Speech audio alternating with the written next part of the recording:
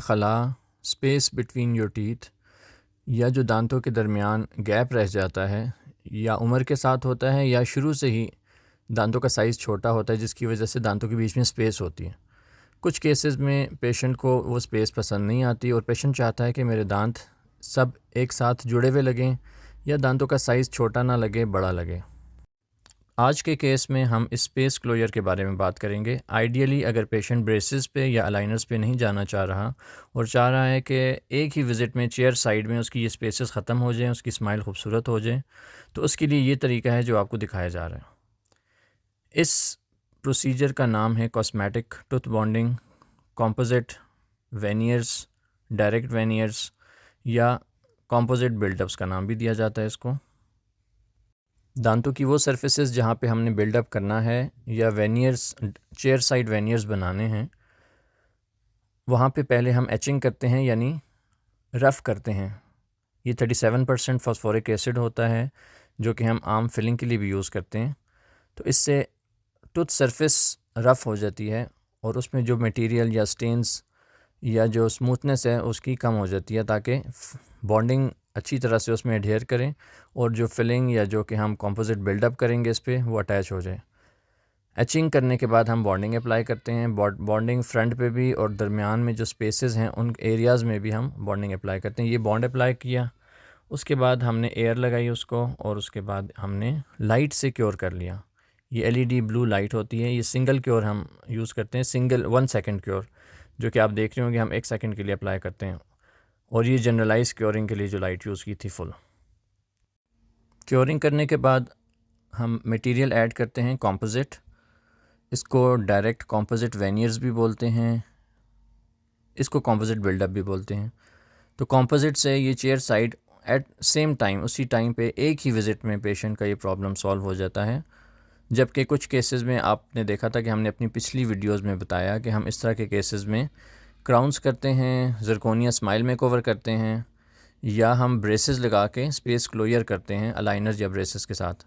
ये टेक्निक चूँकि पहले नहीं दिखाई गई तो इसलिए काफ़ी सारे लोग डिमांड कर रहे थे कि इस तरह की वीडियो बनाएं जिसमें हम चेयर साइड फौरी अपना प्रॉब्लम सॉल्व कर सकें। कुछ ऐसी स्माइल्स होती हैं, अब ये तो हम स्पेस के लिए कर रहे हैं, कभी कभी ऐसे होता है कि दांत थोड़ा सा टिल्टेड होता है, टेढ़ा होता है, या दांत का कलर अच्छा नहीं होता, थोड़ा सा उसमें परमानेंट स्टेन्स आए होते हैं या जैसे फ्लोरोसिस हुई होती है या कुछ ऐसा डिके होता है जिसकी वजह से दांत का स्ट्रक्चर टूटा होता है।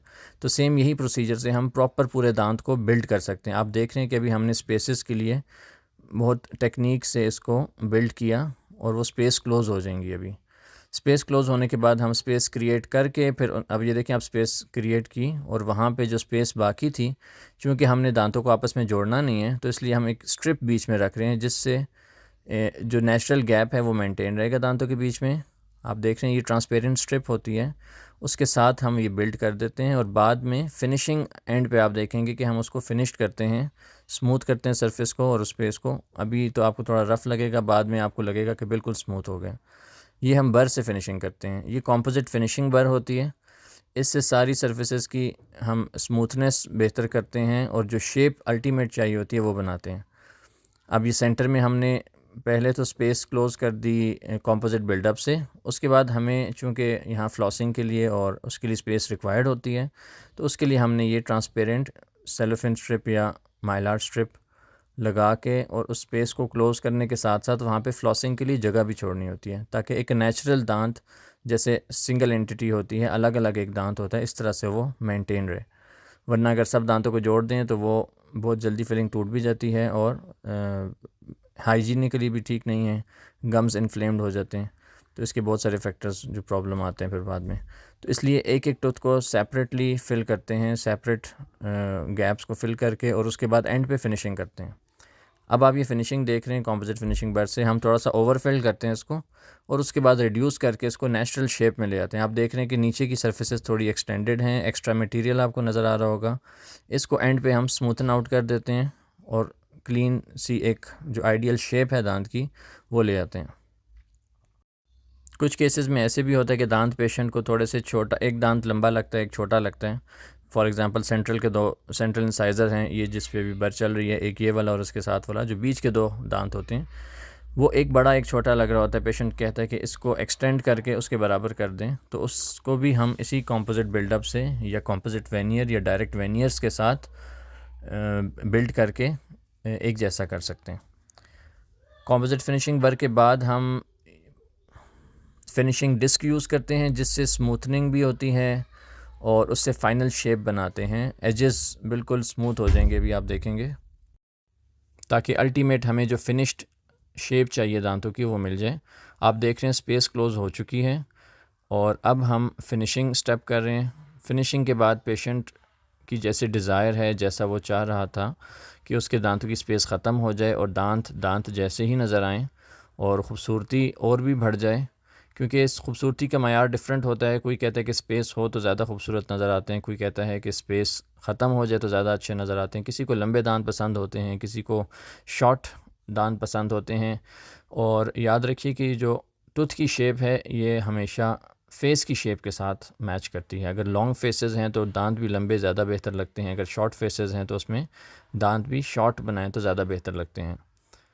तो ये आप फाइनल लुक देख रहे हैं, स्पेसेस क्लोज़ हो चुकी हैं और अब आप ये देखें कि हम इसको बस फिनिशिंग करके इसके बाद पॉलिशिंग भी होगी और फिर गम्स की क्लीनिंग भी होगी, तो पेशेंट को और बेहतर लगेगा।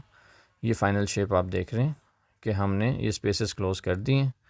वीडियो के शुरू में हमने आपको दिखाया था कि इस तरह की स्पेस थी और ये फ़ाइनल स्पेस क्लोज़ होने के बाद ये जो पेशेंट की शेप आ गई दांतों की स्पेस क्लोजर के बाद। और ये बिफ़ोर आफ्टर आप देखें, पहले क्या कंडीशन थी और स्पेस क्लोज़ होने के बाद पेशेंट हैप्पी।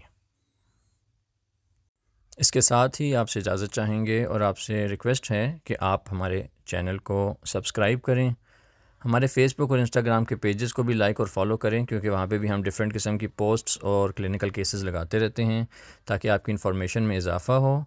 और जो लोग परेशान हैं और यूट्यूब गूगल वगैरह पे सर्च कर रहे हैं कि हमें फ़लाँ प्रॉब्लम है, हमें उसका सोल्यूशन चाहिए, तो हम उसके मुताबिक फिर वीडियोस बना सकें। और इसके साथ साथ एक इम्पॉर्टेंट बात ये है कि आप कमेंट्स में अगर अपने प्रॉब्लम से रिलेटेड कुछ लिखें, जैसे कि आपको कोई प्रॉब्लम है, आप उसको सर्च करना चाह रहे हैं या कोई प्रोसीजर आप करवाना चाह रहे हैं और आप वो देखना चाह रहे हैं कि प्रोसीजर होता कैसे हैं, तो आप कमेंट्स में अगर हमें टॉपिक दें तो हम उसके मुताबिक वीडियोस भी बनाएंगे। और आखिर में आपसे रिक्वेस्ट ये है कि आप चैनल को सब्सक्राइब करें और इस वीडियो को अपने दोस्तों के साथ शेयर करें ताकि वो इस तरह की स्माइल ट्रांसफॉर्मेशंस देख के एंजॉय करें और अगर उनको भी इस तरह का कोई मसला है तो वो हमसे मुस्तफ़ीद हो सकें। जज़ाकल्लाह।